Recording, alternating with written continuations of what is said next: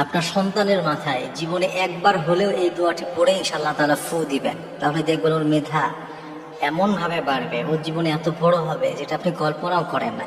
Life অন্তত একবার হলেও এটা আপনার করা উচিত, কারণ এই দোয়াটি নবী সাল্লাল্লাহু আলাইহি ওয়াসাল্লাম করেছিলেন এমন একজন সাহাবীর জন্য, যে ওই সাহাবী জগৎ বিখ্যাত সাহাবী হয়ে গিয়েছিলেন। এজন্য এই দোয়াটা অত্যন্ত পাওয়ারফুল একটা দোয়া। এই পৃথিবীতে আপনি যত বড় বড় আলেম দেখেছেন কিংবা যত বড় বড় মুহাক্কিক, মুফাসসির, মুহাদ্দিস দেখেছেন, সকলের জন্যই তাদের বাবা মা, তাদের উস্তাদরা এই দোয়াটা করতেন। অসাধারণ একটি দোয়া। এই দোয়াটা ইনশাআল্লাহ জীবনে একবার হলেও করা উচিত।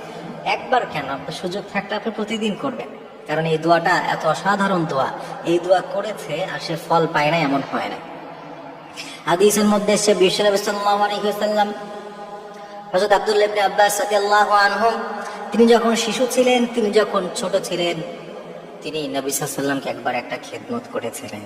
আমার নবীজি তার উপরে এই পরিমাণ খুশি হলেন, এই পরিমাণ সন্তুষ্ট হয়ে গেলেন, নবীজি তাকে ফু দিলেন, তার মাথায় হাত রাখলেন। এরপরে এই অসাধারণ দোয়াটি পড়ার কারণে মুহাদ্দিসিনরা ব্যাখ্যা করেছেন, আল্লাহ তাআলা তার জেহেন জাকুয়াত এই পরিমাণ বাড়িয়ে দিয়েছিলেন। আল্লাহ তাআলা তাকে এমন ভাবে বিশ্বনবীর এই দোয়ার কারণে কবুল করেছিলেন, তার মতো মুফাসসির এই পৃথিবীতে আজ পর্যন্ত তৈরি হয় না।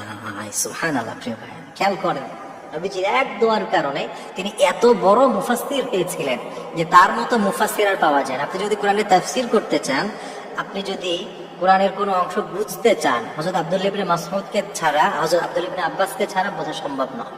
তার কাছে হয়েই আপনাকে বুঝতে হবে। এত বড় মুহাদ্দিস, এত বড় মুফাসসির আল্লাহ তাআলা তাকে বানিয়ে দিয়েছেন। এজন্য আপনি যদি আপনার সন্তানের ভালো চান, আপনি যদি চান আপনার সন্তান বড় হোক, আপনার সন্তান অনেক ভালো কিছু দ্বীনের জন্য করুক, মানুষের জন্য, কল্যাণের জন্য কিছু কাজ করে যাক, কিছু করে যাক, এই পৃথিবীতে কিছু রেখে যাক যেটা আপনার জন্য জান্নাতে ওসিলা হতে পারে, তাহলে আপনার সন্তানকে নিয়মিত আপনি এই দোয়া করবেন। বিশ্বনবী সাল্লাল্লাহু আলাইহি ওয়াসাল্লাম এই দোয়াটি অসাধারণ একটু দোয়া শিখিয়েছিলেন।